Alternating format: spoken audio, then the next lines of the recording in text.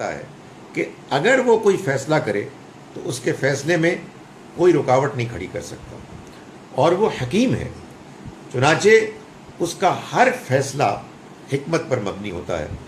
اور وہ حکمت کی بنیاد پر فیصلہ کرتا ہے، اور وہ فیصلہ چونکہ وہ طاقتور غالب ہے وہ اس کو نافذ کرتا ہے۔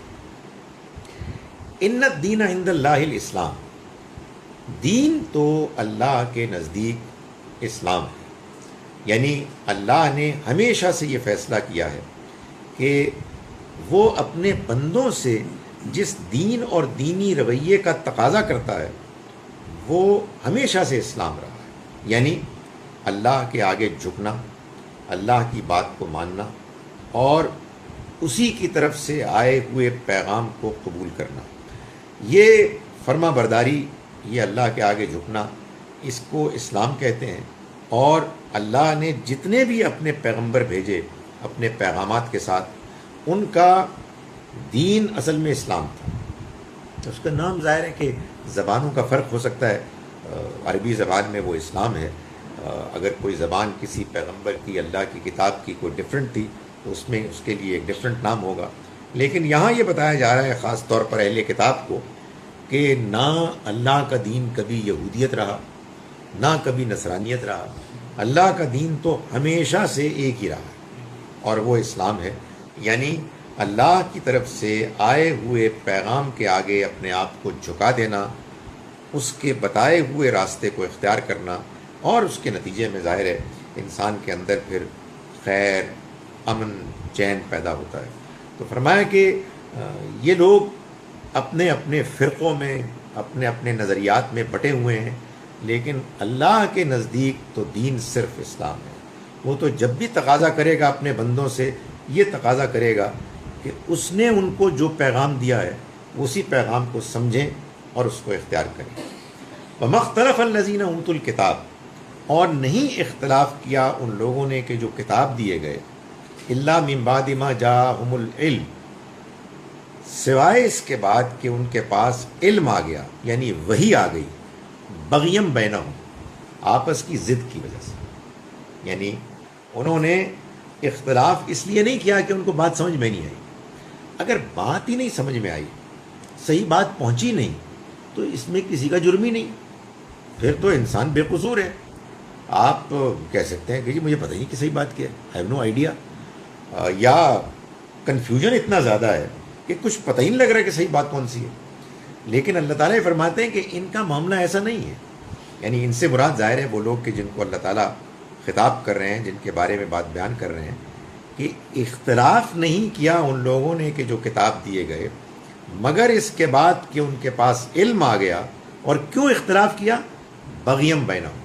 آپس کی ضد کی وجہ سے،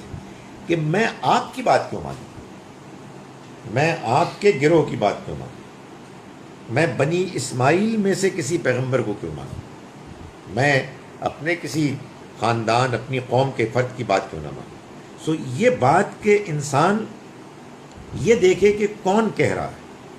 اور وہ میرے لیے ایکسیپٹیبل ہے یا نہیں ہے، یہ ہے ضد، ہٹ دھرمی۔ اور یہ بات کہ آدمی کہے جی بات کیا ہے،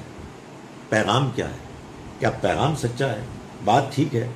یہ ظاہر ہے وہ چیز ہے کہ جو مطلوب ہے۔ تو اللہ تعالیٰ فرما رہے ہیں کہ ایسا نہیں ہے کہ وہ لوگ کہ جنہوں نے اختلاف کیا، انہوں نے اختلاف اس وجہ سے کیا کہ ان کو بات سمجھ میں نہیں آئی، نہیں، اصل بات یہ ہے کہ انہوں نے آپس میں ضد کی، ایک دوسرے کی مقابلے بازی میں انہوں نے حق کی قربانی دے دی۔ ظاہر ہے کہ جب آپ ضد میں مبتلا ہو جائیں گے تو قربانی تو حق ہی کی ہوگی، پھر تو سوال یہ پیدا ہوگا کہ کہہ کون رہا ہے، ساڈا یار ہے کہ نہیں ہے،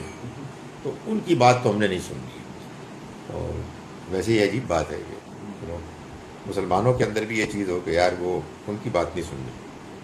بات انہی کی سننی ہے جو ہمارے ہیں۔ تو یہ تو اللہ تعالیٰ نے ہمیشہ قرآن مجید میں کہا ہے کہ اصل میں سچائی ہے کہ جس کو ماننا، اختیار کرنا، ایکنالج کرنا، یہی اللہ کے یہاں مطلوب ہے۔ فرمایا وَمَن یکفر بآیات اللہ، اور جو اللہ کی آیات کا انکار کرے گا تو وہ جان لے فإن اللہ سریع الحساب، کہ اللہ حساب کتاب لینے میں بہت جلدی کرنے والا ہے۔ یعنی جس کسی نے حق کو جاننے کے باوجود انکار کیا، جس کو آپ کفر کہتے ہیں. چنانچہ جس نے کفر کیا اللہ کی آیات کا، اللہ کی آیات آ گئیں، اس کا پیغام آ گیا، وہ بالکل واضح ہیں، لیکن انسان ماننے کے لیے تیار نہیں ہے، اس لیے کہ وہ یہ کہتا ہے کہ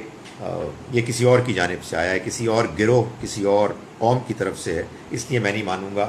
تو یہ جان لو کہ جو کوئی بھی اللہ کی آیات کا انکار کرے گا تو اللہ تو حساب کتاب لینے میں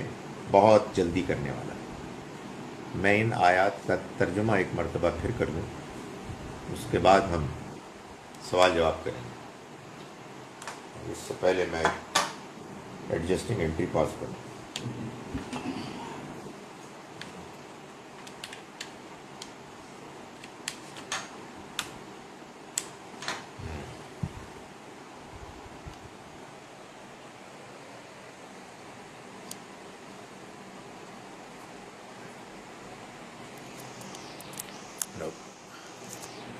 چلے. قد کان لکم آیتن، یقیناً تمہارے لیے ایک بڑی نشانی تھی، فی فیتین التقطا، ان دو گروہوں میں کہ جو آپس میں آمنے سامنے ہوئے، لڑے، مٹبھیڑ ہوئی. فیتن تقاتل فی سبیل اللہ، ان میں سے ایک گروہ تھا اہل ایمان کا کہ جو لڑتا تھا اللہ کے راستے میں، وَأُخْرَى كَافِرَةٌ، اور دوسرا گروہ تھا کافروں کا کہ جو لڑتا تھا شیطان کے راستے میں. يَرَوْنَهُمْ مِثْلَيْهِمْ، وہ دیکھتے تھے ان کو اپنے سے دگنا، رائے العین، کھلم کھلا، لٹرلی. وَاللَّهُ يُؤَيِّدُ بِنَصْرِهِ، اور اللہ تائید کرتا ہے اپنی مدد کے ذریعے سے، مَن یشاء، جن کی چاہتا ہے. اِنَّ فِي ذَلِكَ لَعِبْرَةً، یقیناً اس میں بڑا سبق ہے، بڑی عبرت ہے، لِأُولِي الْأَبْصَارِ، آنکھیں رکھنے والوں کے لیے، اہل بصیرت کے لیے. زُيِّنَ لِلنَّاسِ حُبُّ الشَّهَوَاتِ، خوشنما بنا دی گئیں لوگوں کے لیے ان کی خواہشات کی محبت. من النساء والبنین،